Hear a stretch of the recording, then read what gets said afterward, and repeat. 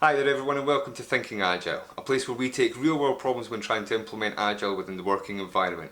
We will then submit those to our professional Scrum trainers who will then explain what methods they would suggest to use within that scenario. You can submit your questions to agile@adaptdev.co.uk or you can go to our website and use our contact form. We will then try to notify you if your question has been answered.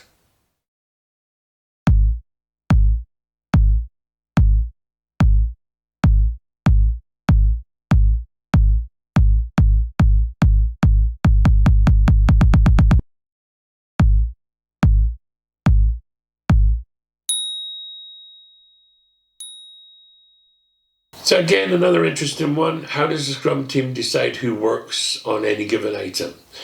So first and foremost here, we've got to get the idea of collective ownership of all the work by the developers who are doing the work. So what used to be called the development team, right? They collectively as a unit were responsible for all the work being delivered during the sprint, right? So we've got to remain that way.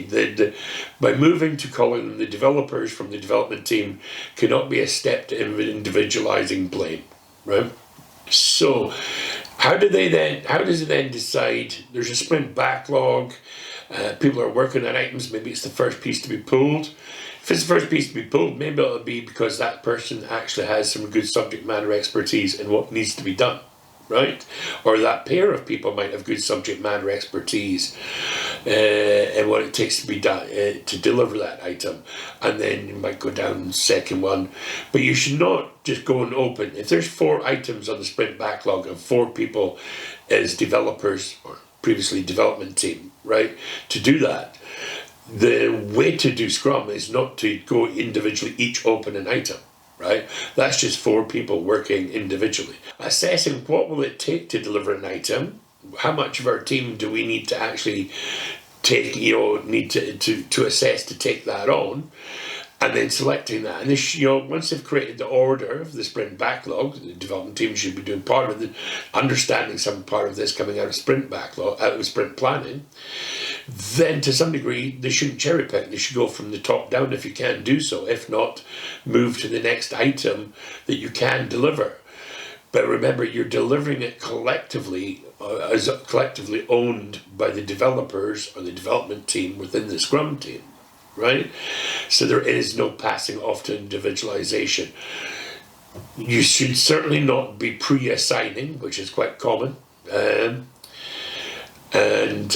should not be individually blaming. At the end of the day, the development team or the developers within the Scrum team are responsible to deliver that work. And if not, at the earliest possible moment, have that discussion with the product owner as to why it can't be delivered, right? And if you start moving that to individualization and assign, well, that's they were the ones meant to do that, that's when you'll start losing that, and you'll find that it'll go back to the days of, oh, we didn't deliver that. Why? Well, didn't they come and speak to you about it?